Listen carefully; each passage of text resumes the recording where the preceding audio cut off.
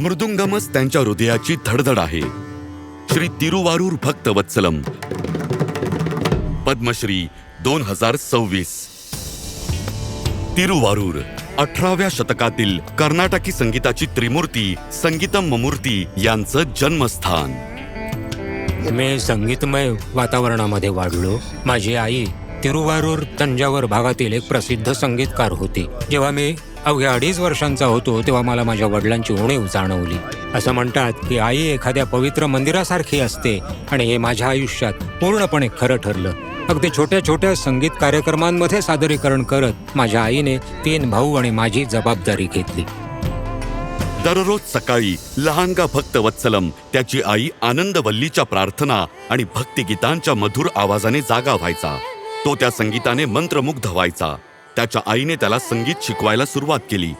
हेच सुरुवातीचं शिक्षण त्यांच्या आयुष्यभराच्या संगीत प्रवासाचा भक्कम पाया बनलं. लवकरच ते स्थानिक संगीत कार्यक्रमांमध्ये आपल्या आई आणि मामांना साथ करू लागले. माझे मामा तिरुवारूर कृष्णमूर्ती, त्यांच्याकडे हट्ट करून मी मृदंगम शिकायला सुरुवात केली. त्यांना मला खरं तर शिकवायचं होतं, पण ते संकोच करत होते, कारण संगीतकारांना नियमित उत्पन्न नसतं. त्यांना असं वाटे की त्यांनी जे कष्ट सोसले तेच मला सोसावे लागू नये. त्या काळी चेन्नई भारतीय शास्त्रीय संगीताचं एक प्रमुख केंद्र बनलं होतं. देशभरातील महान विद्वान आणि कलाकार तिथे स्थायिक होत होते. जेव्हा मी मद्रासला आलो तेव्हा मी कोणालाही ओळखत नव्हतो आणि मला कोणाचाही आधार नव्हता. माझी आई माझ्यासोबत यायला कचरत होती. मी एक छोटीशी खोली भाड्याने घेतली आणि खूप मनधरणी करून मी माझ्या आईला माझ्यासोबत आणलं. तिने माझ्यासाठी जो त्याग केलाय त्याची कल्पना सुद्धा करता येणार नाही. माझ्यासाठी तिने त्या लहानशा खोलीत जुळवून घेतलं आणि आम्ही एका अशा वस्तीत राहायचो जिथे लहान घरं एकमेकांना लागून होती. मला शेजाऱ्यांना त्रास द्यायचा नव्हता म्हणून मी खिडक्यांना जाडसर पडदे लावून खोली ध्वनिरोधक बनवायचो आणि तासनतास मृदुंगाचा सराव करायचो. निरंतर 10 वर्ष हीच माझी दिनचर्या होती. एकदा प्रसिद्ध गायिका ML वसंत कुमारी यांच्यासोबत व्हाईट हाऊसमध्ये एका कार्यक्रमादरम्यान आयोजकांनी त्यांना त्यांच्या कपाळावरील पारंपरिक विभूती चिन्ह काढून टाकण्याची विनंती केली, पण भक्तवत्सलम यांनी नकार दिला. त्यांच्यासाठी ते त्यांच्या अस्मितेचं आणि श्रद्धेचं प्रतीक होतं आणि त्यांनी अभिमानाने कार्यक्रम सादर केला.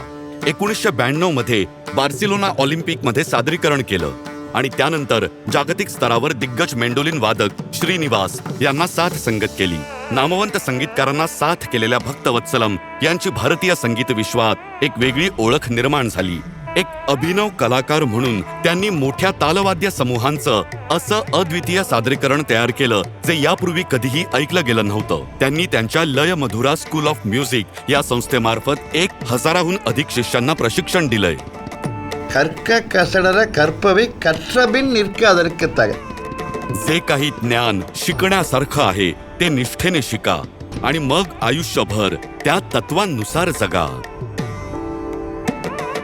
संगीत हा माझा श्वास आहे. मला पुढच्या जन्मातही मृदंगमच वाजवायला आवडेल. श्री तिरुवारूर भक्तवत्सलम, पद्मश्री 2026.